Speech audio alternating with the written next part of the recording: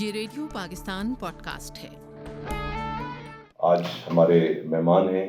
معروف سیاستدان اور جمہوریت کی تحریک میں ایک بہت بڑا نام، سینٹ کی قیمہ کمیٹی برائے رولز پروسیجرز اور پریویلیجز، قواعد و ضوابط، ضابطۂ کار اور مراعات کے حوالے سے جو سینٹ کی کمیٹی ہے اس کے چیئرمین ہیں، اور پاکستان پیپلز پارٹی کے سینیٹر ہیں۔ پہلے بھی کئی مرتبہ پاکستان پیپلز پارٹی کے سینیٹر رہ چکے ہیں۔ تو جناب تاج حیدر صاحب، آپ سننے والوں کو بتا دوں ہمارے آج کے مہمان ہیں۔ تاج حیدر صاحب خوش آمدید ریڈیو پاکستان کی نشریات میں۔ تو آغاز ہم ذرا غیر سیاسی گفتگو سے کرتے ہیں۔ جی آپ کو جو ابتدائی تعلیم تھی وہ کہاں سے اپنا حاصل کی آپ نے، اور بعد میں اپنے زمانہ طالب علمی میں آپ کی جو سیاسی اپنا مشاغل کیا تھے؟ ابتدائی تعلیم تو رنچھوڑ لائن کراچی میں گورنمنٹ اسکول تھا، اس کے اندر میٹرک تک پڑھا۔ چند سال ہمارے محلے میں ایک کلب تھا، اس کلب میں صبح کو چٹائیاں بچھا کے اور تعلیم دی جاتی تھی، حالی مسلم ہائی اسکول کے نام سے۔ بعد میں ان کو اپنی زمین بھی ان کی مل گئی اور چھوٹی موٹی عمارت بھی انہوں نے بنا لی، لیکن 2-3 سال وہاں پڑھنے کے بعد پھر میں اس گورنمنٹ اسکول میں چلا گیا۔ یہ گورنمنٹ اسکول بھی 4 کمروں پہ تھا۔ پہلی منزل پہ 4 کمرے واقع تھے اور 2 شفٹوں کے اندر ہوتا تھا۔ نیچے مہاجرین تھے جن میں ہر وقت گھروں میں لڑائیاں چلتی رہتی تھیں۔ یہ 40 کی دہائی کی بات ہے جی 1940 کی دہائی کی بات ہے؟ نہیں، یہ آزادی کے بعد، 1947 کے بعد نہیں 1950 کی۔ تو وہاں پہ لیکن خدا اساتذہ پہ رحمت کرے، ان کی محنت تھی اور ان کی محنت کی وجہ سے رزلٹ ہمارے بہت اچھے آتے تھے میٹرک میں، اور جو کچھ بھی تھوڑا بہت ہم جانتے ہیں اس وقت، اس میں بہت بڑا حصہ ان اساتذہ کا ہے جنہوں نے بنیاد رکھی اور علم کا شوق پیدا کیا۔ پھر زمانہ طالب علمی میں آپ نے پوچھا کہ سیاست میں حصہ، تو وہ میں فرنٹ لائن میں نہیں تھا۔ میرے بڑے بھائی صاحب البتہ نیشنل اسٹوڈنٹ فیڈریشن کے سیکرٹری جنرل رہے، اور یہ وہ، تو ان کے ساتھ میں لگا رہتا تھا، الیکشن ہو رہے ہیں، یہ ہو رہے ہیں، تو اس میں چھوٹا موٹا کام اپنے میں کرتا رہتا تھا۔ تو یہ وہ زمانہ تھا جب وہاں پہ ایک نوجوان ترقی پسند طبقہ تھا، اپنے بڑے بھائی کا ذکر کیا، وہ ایک سیاست جس فرنٹ سے کر رہے تھے، تو اس سے بھی آپ کی وابستگی آپ کو پیپلز پارٹی میں لے آئی؟ دیکھیے پاکستان جو تھا وہ اس وقت امریکہ کا حلیف بنا ہوا تھا۔ اچھا، امریکہ صرف فوجی ڈیوٹی چاہتا ہے، اور اس وقت امریکن پالیسی یہ تھی کہ سوشلسٹ ملکوں کے چاروں طرف گھیرا ڈالے۔ تو انہوں نے بغداد پیکٹ کیا، سیاٹو کیا، پاکستان کے ساتھ فوجی معاہدے کیے، اور ان فوجی معاہدوں کا ایک اثر یہ تھا کہ اندر بھی جو سوشلسٹ نظریے کے لوگ ہیں ان کو کچلا جائے۔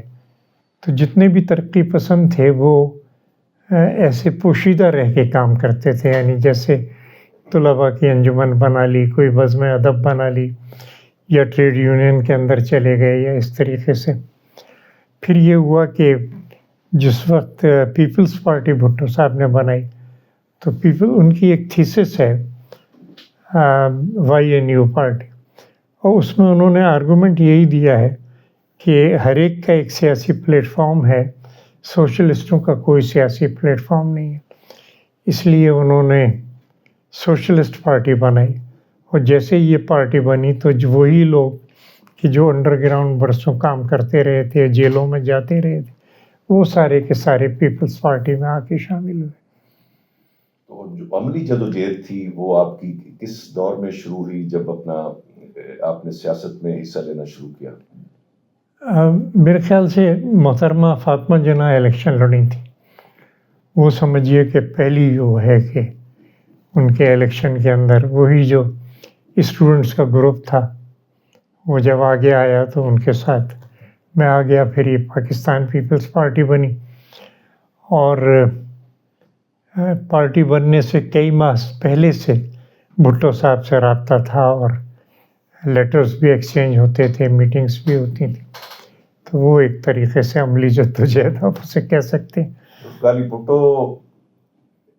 کی یہ بڑی خوبی ہے کہ دانشوروں کو اور ایک جو علمی طبقے سے, ادبی طبقے سے تعلق رکھنے والے ہمارے مشاہیر تھے, ان کو اپنی پارٹی کا صرف حصہ ہی نہیں بنایا بلکہ ان کی جو رائے تھی اس کو اہمیت بھی دی. کیا کہیں گے آپ؟ نہیں, وہ خود بہت بڑے دانشور تھے. یعنی جو ان کی لائبریری تھی وہ دیکھنے کے قابل تھی. اور کراچی میں دستور یہ تھا کہ جتنے بھی کتابوں کی دکانیں تھیں تو نئی کتابیں آتی تھیں تو وہ بھٹو صاحب کو بھیجتے تھے کاپیاں ان کی, اور بھٹو صاحب ان میں سے کتابیں منتخب کر کے اور باقی واپس کر دیتے تھے جو بھی ان کے انٹرسٹ. تو اس طریقے سے بڑی شاندار لائبریری جو تھی وہ ان کی تھی. اور یہ نہیں ہے کہ آ کے کتابیں سجا دی گئیں, اس میں انڈر لائن ہے کیے ہوئے بہت سے جملے, پیراگراف, حاشیوں پہ ان کے کمنٹس لکھے ہوئے. یعنی ان کتابوں کو پڑھا جاتا تھا. اور بڑی بات یہ تھی کہ جب آپ بھٹو سے ملتے تھے تو آپ کو احساس یہ ہوتا تھا کہ جس سے مل رہے ہیں, جس سے بات کر رہے ہیں, وہ تو آپ سے کہیں زیادہ وہ ہے. آپ چونکہ سینیٹر ہیں پاکستان پیپلز پارٹی کے اور جنرل سیکریٹری بھی ہیں, 18ویں ترمیم سے لے کے 26ویں ترمیم تک ایک بہت بڑا آئینی ترامیم کا سلسلہ ہے. تو یہ ترامیم کی تاریخ کو آپ کیسے دیکھتے ہیں؟ ہمارے سننے والوں کے لیے کیا آپ کہیں گے کہ یہ ترامیم کی ایک 18ویں ترمیم سے جو سلسلہ شروع ہوا ان کی وجوہات پہ تھوڑی سی روشنی ڈالیں گے؟ دیکھیے 18ویں ترمیم کے فوراً بعد اول تو جس زمانے میں میٹنگز ہو رہی تھیں 18ویں ترمیم, کوئی 9 ماہ تک میٹنگز چلی, تو اسی زمانے میں پریشر آنے شروع ہوئے تھے کہ جی آپ یہ نہیں کریں, یہ نہیں کریں, یہ نہیں کریں. اور جوڈیشری کے پریشر زیادہ آئے کہ آپ یہ اختیار, کیونکہ 18ویں ترمیم بنیادی طور پہ پریزیڈنسی کے اختیارات کم کر کے پارلیمنٹ کے اختیارات زیادہ کرنے کے متعلق. تو وہ پارلیمنٹ کے اختیارات پہ اسٹیبلشمنٹ کو اعتراضات تھے اور وہ اس کو کم کرنا چاہتے تھے, اور زیادہ سے زیادہ 17ویں ترمیم جیسے پاس کی انہوں نے تو اس میں اسٹیبلشمنٹ کے لیے گنجائش پیدا کی گئی اور مذہبی انتہا پسندوں کے لیے گنجائش پیدا کی گئی. 18ویں میں اس سلسلے کو بدلا گیا. 18ویں کے فوراً بعد وہ سلسلہ شروع ہوا 25ویں ترمیم تک, کہ جس میں 18ویں ترمیم کو رد کرنے کا ایک سلسلہ کہ کس طریقے سے رول بیک کیا جائے. اب آئین میں تو وہ یہ نہیں کر سکتے تھے کینسل 18ویں ترمیم میں کوئی بھی شق, لہذا شقیں لائی گئیں نئی کہ جس سے وہ اثر زائل ہو جائے, جو کہ 18ویں ترمیم کے اندر لایا گیا تھا. جناب تاج حیدر صاحب, آپ کی وابستگی محترمہ بینظیر بھٹو شہید کے ساتھ بھی ایک طویل عرصے تک رہی ہے, تو کچھ یادیں جہاں پہ خاص طور پہ آئین اور پارلیمان کی بالادستی کے لیے, جمہوریت کی بحالی کے لیے, کیونکہ آپ اس تحریک کا حصہ بھی رہے ہیں, کچھ یادیں ہمارے سننے والوں کے ساتھ شیئر کریں گے؟ دیکھیے پارٹی ایک طریقے سے بکھر گئی تھی اور ہر طرف ایک نا امیدی تھی, اور لوگ سمجھ رہے تھے کہ اب کچھ نہیں ہو سکتا, اور جو مظالم کیے جا رہے تھے ضیاء امریت کے اندر, اور مذہبی جماعتیں بھی ان کے ساتھ مل گئی تھیں, تو آگے کا راستہ بالکل بند نظر آتا تھا. اس میں بیگم نصرت بھٹو صاحبہ کا, شیخ رشید صاحب کا خاص طور سے ذکر کروں گا کہ انہوں نے پارٹی کو انٹیکٹ رکھا. جس وقت محترمہ بے نظیر بھٹو آئیں تو ایک نئی امید پیدا ہوئی, اور یہ ہوا کہ ہاں بھٹو کی بیٹی اب آگے بڑھی ہے تو ہم کیسے گھروں میں بیٹھے رہیں. تو وہ جو پرانے کارکن تھے وہ سب باہر نکلے اور پھر سے پارٹی منظم ہوئی، وارڈ لیول تک منظم ہوئی، اور پھر سے وہ پارٹی جو تھی متحرک ہوئی۔ بیگم بے نظیر بھٹو صاحبہ کی جو ایک خاص صفت تھی ان میں، وہ یہ کہ وہ لوگوں کو اپنی طرف کھینچتی تھیں۔ یہ نہیں تھا کہ بکھر جانے دیں، بلکہ جو چلے گئے ہیں ان کو بھی واپس لایا جائے، اور ایک ہوتا ہے انکلوزیو طریقہ کہ لوگوں کو ساتھ لو۔ ایک ایکسکلوزیو ہوتا ہے کہ جو تمہارے ساتھ ہیں ان کو بھی باہر نکالو۔ تو جب بھی کوئی چیز نیچے جا رہی ہوتی ہے تو ایکسکلوزیو طریقے سے کہ نہیں جی یہ جو ہے ہمارے نظریے پہ پورا نہیں اتر رہا، اس کو باہر نکالو، یہ ہم میں سے نہیں ہے۔ دوسرا طریقہ یہ ہے کہ جب چیزیں اوپر جا رہی ہوتی ہیں تو وہ انکلوزیو کہ نہیں جیسا بھی ہے یہ، اس کو ساتھ لو، ہمارے ساتھ رہے گا، کچھ سیکھے گا، اور آہستہ آہستہ اس میں تبدیلی آئے گی، بجائے اس کے کہ ہم تبدیل ہوں، ہم ان کو تبدیل کریں۔ یہ محترمہ بے نظیر بھٹو کی طریقہ تھا سیاست کرنے کا۔ ذاتی معاملات میں بھی وہ بہت درگزر سے کام لیتی تھیں، اور ایک بہت بڑا دل تھا ان کا، اور لوگ جو تھے وہ پسند کرتے تھے ان کو، اور بھولتی نہیں تھیں وہ لوگوں کا خیال کرتی تھیں۔ تو بہت سی ان میں ذاتی خصوصیات، بہت سی سیاسی خصوصیات، اپنے والد کی طرح ایک کتابوں سے الفت انہیں، یہ انہوں نے پھر بچوں کی تربیت جیسے انہوں نے کی، تو اس کا نتیجہ آپ دیکھ رہے ہیں کہ آج کس طریقے سے بچیاں جو ہیں، اور چیئرمین بلاول صاحب جو ہیں، ان کا اگر آپ دیکھیں کہ کتنے با اخلاق لوگ ہیں، کس طریقے سے لوگوں کو اپنے قریب لاتے ہیں، مسائل کا حل نکالتے ہیں۔ یہ نہیں کرتے کہ صرف وہ بتاتے رہیں کہ جی یہ کام نہیں ہو سکتا، بلکہ ان کی اپروچ یہ ہوتی ہے کہ یہ کام کیسے ہو سکتا ہے، اور راستہ نکالتے ہیں۔ اور یہی اصل سیاست ہے کہ ایک دشواری اگر ہے تو بجائے اس کے کہ بیٹھ کے ہم شکایتیں کرتے رہیں، ہم کوئی راستہ نکالیں اس کو ٹھیک کرنے کا۔ محترمہ بے نظیر بھٹو، 1 منٹ میں 2 گھونٹ پانی پی لیں۔ سیاسی میچورٹی کی آپ بات کر رہے ہیں، مساق جمہوریت بھی اسی کا ایک طرح سے ثمر ہے۔ تو مساق جمہوریت کے بعد کی جو سیاسی روایت ہے، مفاہمت کے حوالے سے تمام سیاسی جماعتوں کو اپنا ایک پائیدار ملکی اور آئینی استحکام کے حوالے سے کام کرنے کی جو اس میں آؤٹ لائن دی گئی ہے، کیسے دیکھتے ہیں اس کی پریکٹس ہوتے ہوئے؟ نہیں، وہ شروع میں ہماری سمجھ میں نہیں آتا تھا، کیونکہ ہم یہ تھے کہ جی وہ جو دوسری پارٹی جس کے ساتھ معاہدہ کرنے کی بات ہو رہی تھی، وہ تو ہمیں جیل بھیجتی تھی، وہ ہمیں، اور اس سے ہمارے بڑے اختلافات تھے، تو ہماری سمجھ میں نہیں آتا تھا کہ بھئی ان کو کیوں لیں۔ لیکن محترمہ نے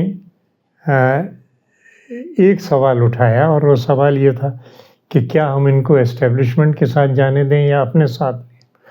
تو وہ چیزیں کہ جو ہم میں مشترک ہیں ان پہ بات چیت کی جائے، اور بات چیت کے دوران ہی بہت سی ایسی چیزیں کہ جس پہ وہ متفق نہیں تھے اس پہ وہ بھی متفق ہو گئے، جن میں سے ایک یہ آئینی عدالت کا نقطہ تھا کہ وہ بھی متفق ہو گئے کہ ہاں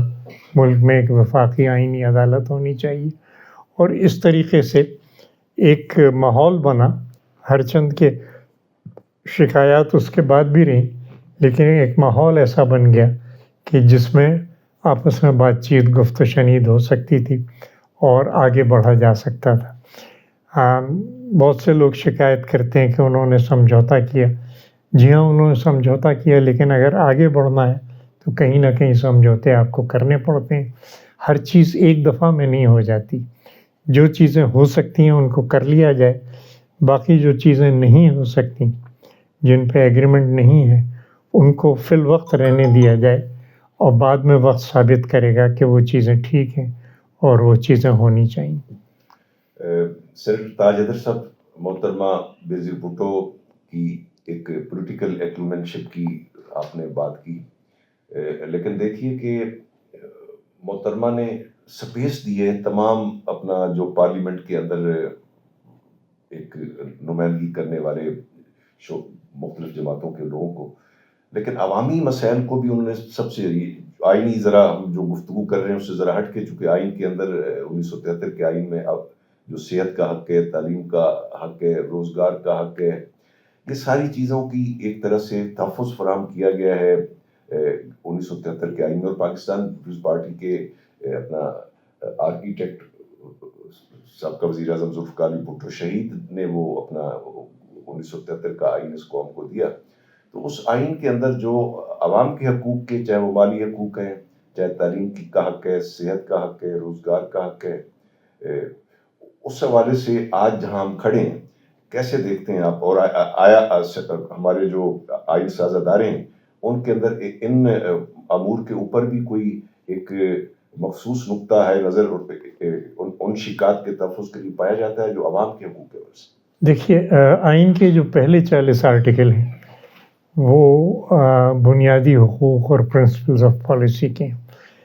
بنیادی حقوق کے پاکستان کے شہریوں کو کیا حقوق حاصل ہوں گے، اور یہ کہ ریاست کو کس پالیسی کے تحت چلایا جائے گا، یعنی ریاست کی کیا کیا ذمہ داریاں ہوں گی. تو یہ شہید ذوالفقار علی بھٹو نے جب 73 کا آئین بنایا، اور خاص طور سے اس میں آرٹیکل 3 جو ہے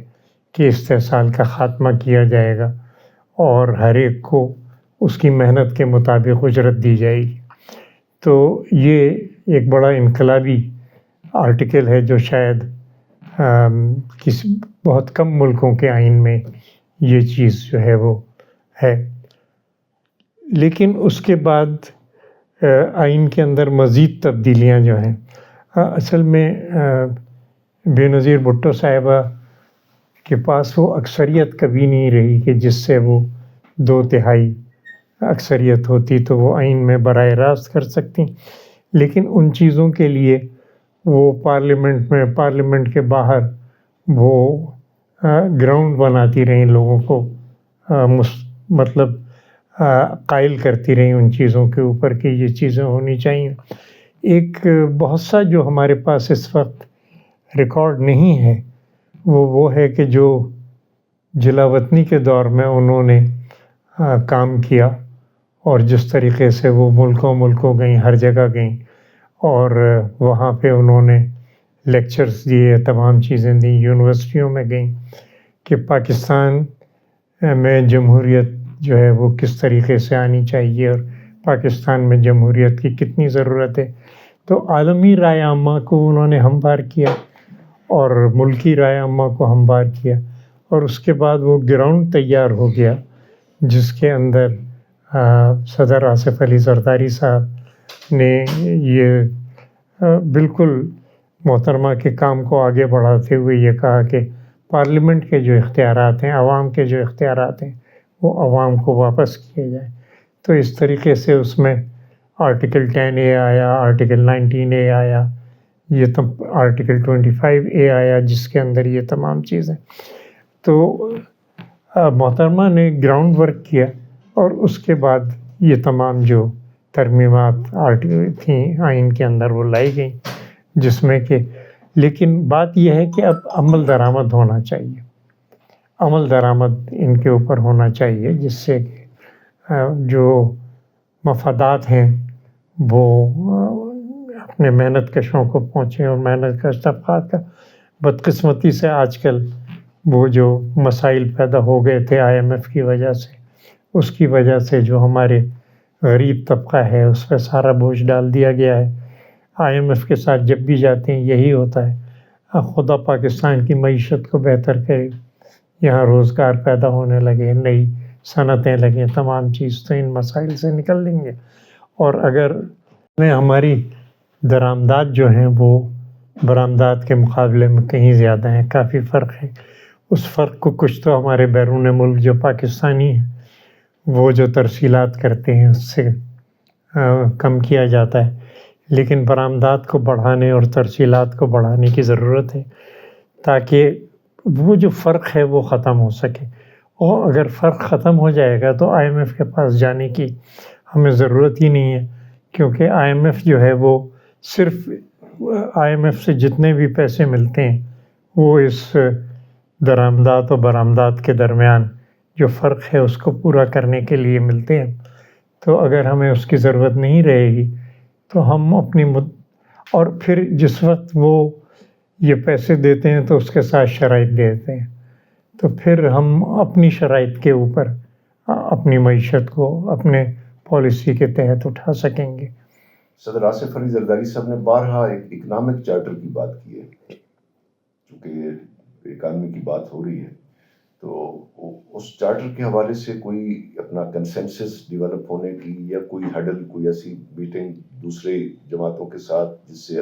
ملک کو اس معاشی بحران سے نکالا جا سکے؟ دیکھیے، پاکستان پیپلز پارٹی نے تو اپنے 10 نکات دے دیے تھے، اور وہ پچھلے سال 27 دسمبر کو دے دیے تھے کہ یہ معیشت کے اندر ہم یہ کرنا چاہتے ہیں. اور ان کو اگر آپ دیکھیں گے تو وہ سب کے سب جو ہیں وہ عوامی مفاد کے اندر ہیں، اور ان کے لیے وسائل کس طریقے سے فراہم کیے جائیں گے وہ بھی طریقہ کار دیا جا رہا ہے کہ کس طریقے سے حکومت کا بوجھ کم کر کے وہ وسائل جو ہیں وہ ان کا رخ غریبوں کی طرف کیا جائے گا. پھر ہمارا مینیفیسٹو آیا، اس کے اندر تمام معاشی پالیسیاں تھیں، لیکن یہ کہ اس کے بعد پھر ہم مشاورت میں رہتے ہیں حکومت سے، اور ان کو بتاتے رہتے ہیں کہ آپ اس طریقے سے کر لیں، اس طریقے سے کر لیں، جس سے کہ عوام پہ بوجھ کم ہو. اور خوش قسمتی سے حکومت بھی یہ سمجھتی ہے کہ ہاں ضرورت ہے عوام کا بوجھ کم کرنے کی، لیکن IMF سے معاہدہ بھی ایک مجبوری ہے، تو اس مجبوریوں کے پیش نظر وہ جتنا کچھ کر سکتے ہیں وہ تھوڑا بہت ہو رہا ہے، لیکن ہماری کوشش ہے کہ زیادہ سے زیادہ وسائل کا رخ جو ہے وہ عوام کی طرف موڑا جائے. عوام کے مسائل کے حوالے سے جب سینٹ میں کوئی بل آتا ہے، چاہے وہ کسی سیاسی جماعت کی جانب سے ہو یا پرائیویٹ بل ہو، تو اس میں جو بھی اپنا بحث تمیز یا جو بھی بعد میں اس کا آؤٹ کم ہوتا ہے، آپ سمجھتے ہیں کہ اس کے اوپر عمل درآمد کیا جاتا ہے؟ نہیں، عمل درآمد کے اندر بیوروکریسی رکاوٹ بنتی ہے، کیونکہ ان کا ایک انرشیا ہے اور وہ وہاں بیٹھے ہوئے ہیں. تو جب بھی وسائل کا رخ آپ عوام کی طرف موڑتے ہیں تو ریاست کے وسائل جو ہیں وہ کم ہو جاتے ہیں، اور اس میں پھر ان کے پریولیجز ہیں ان کی تمام. اسی طریقے سے اشرافیہ کے پاس، اشرافیہ کا جن وسائل پہ قبضہ ہے وہ بھی ختم ہو جاتے ہیں. اور صرف پاکستان میں ہی نہیں بلکہ دنیا کے زیادہ تر ملکوں میں، بلکہ تمام ملکوں میں جو نوکرشاہی ہے، ریاست ہے، اس کا اور اشرافیہ کا ایک طریقے سے گٹھ جوڑ پایا جاتا ہے، اور وہ گٹھ جوڑ جو ہے وہ ان کو عوام کی طرف نہیں جانے دیتا.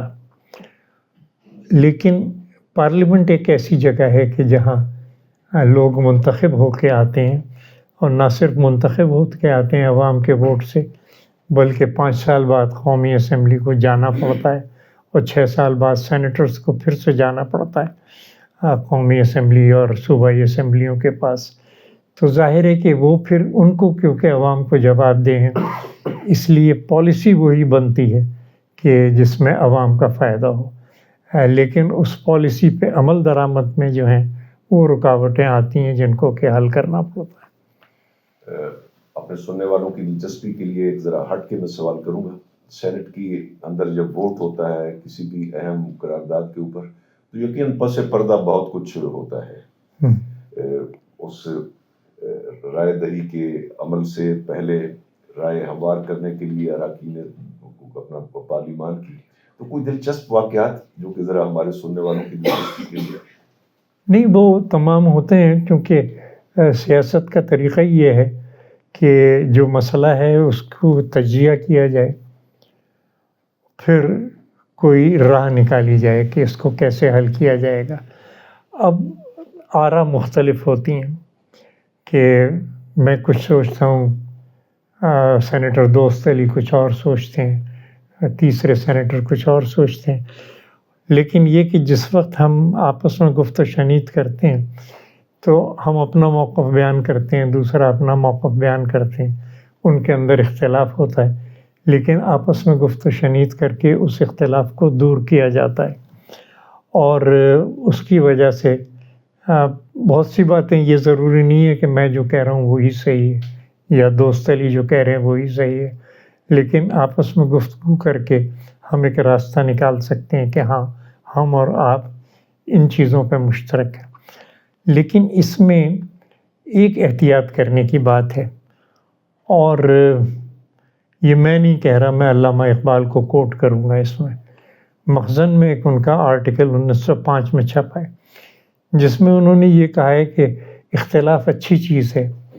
ہر نقطۂ نظر سامنے آ جاتا ہے اور ایک مشترکہ چیز آگے آتی ہے، لیکن جہاں اس میں ذاتی مفاد یا گروہی مفاد آ جائے تو پھر اس کے نتائج بہت خطرناک ہوتے ہیں۔ تو یہ چیز کہ جہاں آپ ملک کے عوام کو، ملک کو سامنے رکھتے ہیں تو اس کا نتیجہ اچھا ہوگا، اور جہاں بھی پریشر ڈالا جاتا ہے صرف ذاتی مفاد یا گروہی مفاد کے لیے تو اس کے نتائج خطرناک ہیں۔ اور پاکستان ایک بہت بڑی مثال ہے اس کے لیے کہ کیونکہ دونوں چیزیں ہمارے یہاں ہوئی ہیں، اور جس طریقے سے چارٹر آف ڈیموکریسی بنایا گیا، اتنے بڑے اختلاف کو ختم کیا گیا آپس میں بیٹھ کے، یا پھر 18ویں ترمیم بنائی گئی، یا نیشنل فائنینس کمیشن کا ایوارڈ بنایا گیا، تو یہ اس چیز کی واضح مثالیں ہیں کہ جی ہاں بات چیت ہوئی، ہر چیز ہوئی۔ اور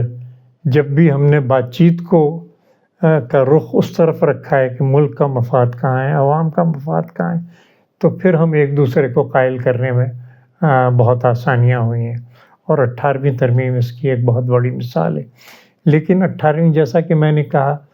کہ 18ویں ترمیم کے دوران جوڈیشری سے بہت پریشر ڈالے گئے، اور جوڈیشری نے دوسری پارٹی کو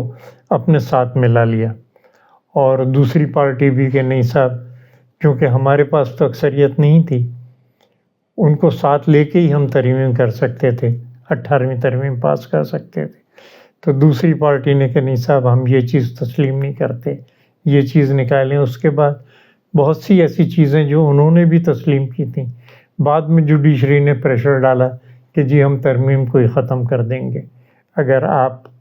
جو ہے فلاں فلاں چیز نہیں کرتے، تو پھر 19ویں ترمیم لائی گئی کہ جی ٹھیک ہے، کہیں جو بھی صوبائی خود مختاری ہمیں ملی ہے، تمام جو صوبوں کے حقوق ہمیں ملے ہیں، صوبوں کے وسائل ہم نے بڑھائے ہیں، وہ تمام چیز ختم ہو جائے گی اگر ہم نے یہ چیز نہ مانی۔ تو وہی کہ نتائج اس کے خراب ہوئے، کیونکہ جوڈیشری کا مفاد آ گیا تھا کہ نہیں صاحب ججوں کا تقرر اب ہم کریں گے۔ اس وقت جوڈیشری نے اپنا مفاد سامنے نہیں رکھا ہے، 26ویں آئینی ترمیم ہم نے آرام سے پاس کر لی۔ سینیٹر تاج حیدر صاحب، آپ چونکہ پاکستان پیپلز پارٹی کے سیکرٹری جنرل بھی ہیں، تو سندھ کے اندر پاکستان پیپلز پارٹی کی حکومت ہے اس وقت، اور اپنے منشور کے اوپر آپ سمجھتے ہیں کہ پاکستان پیپلز پارٹی عوام کے اپنا سہولتوں کے لیے، عوام کے حقوق کے لیے، تعلیم کے لیے، صحت کے لیے، روزگار، زراعت، اتنے بھی شعبے عوام سے کی فلاح و بہبود کے حوالے سے اس میں کتنا عمل اپنے منشور پہ کر رہی ہے؟ میں یہ کہوں گا کہ دو نظام چل رہے ہیں ملک کے اندر۔ ایک نظام تو یہ ہے کہ ہاں جی IMF کو راضی کرنا ہے اور ملک کی ترقی اشرافیہ کرے گی۔ اچھا، ہم بہت 30-40 سال سے یہ کہہ رہے ہیں کہ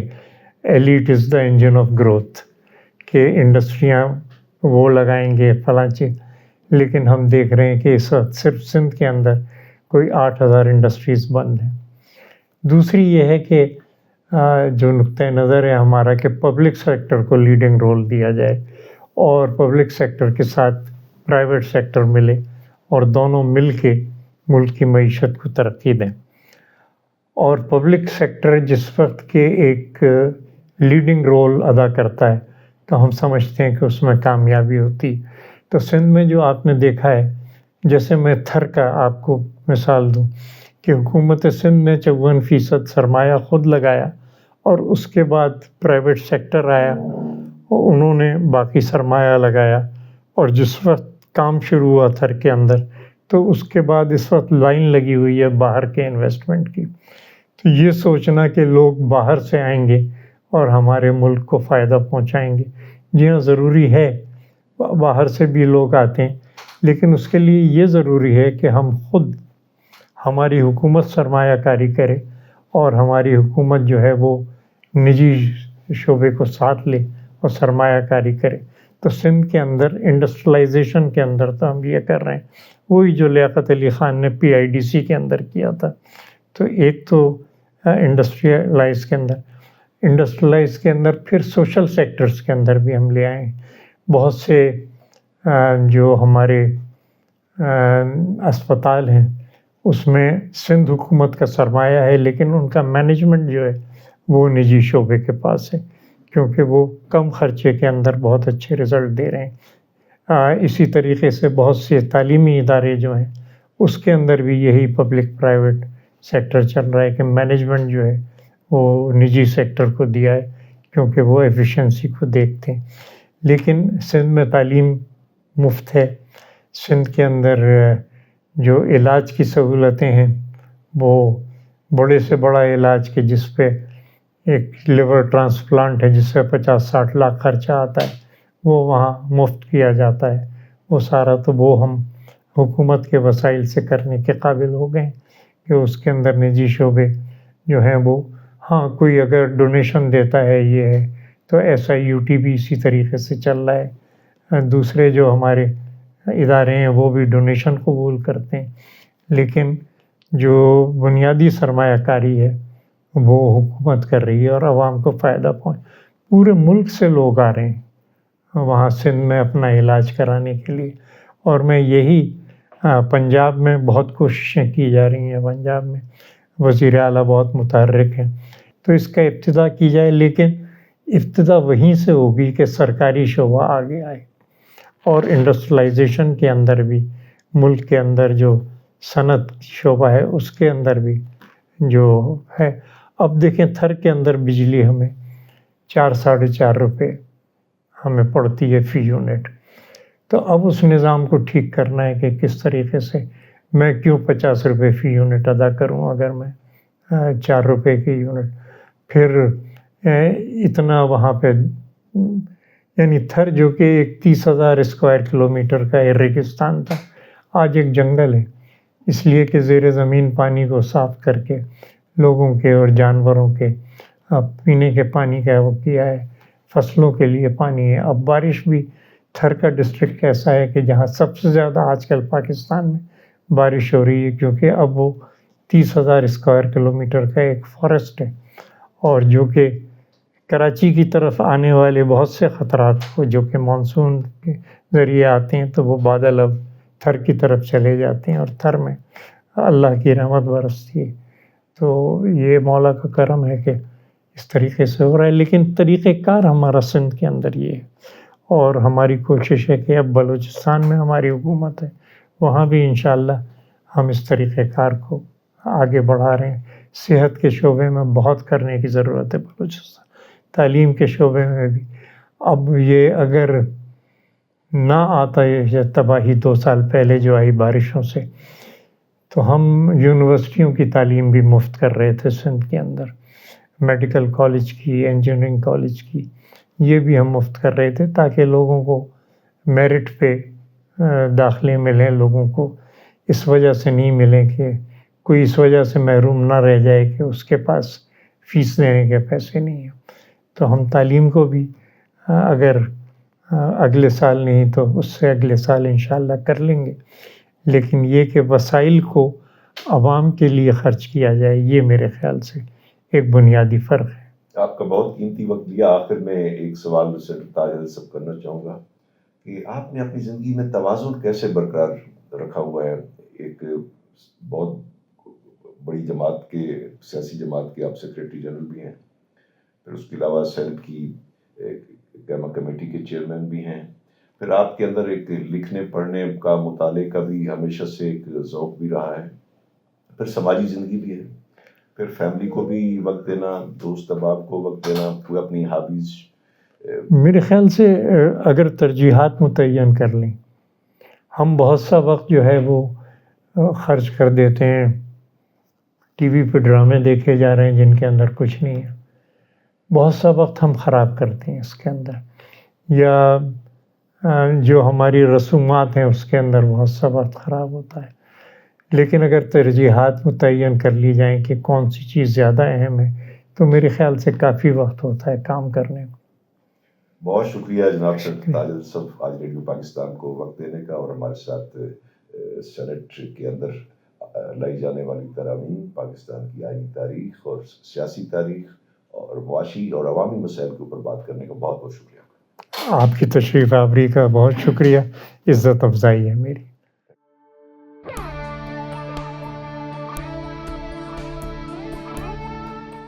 یہ ریڈیو پاکستان پوڈ کاسٹ ہے.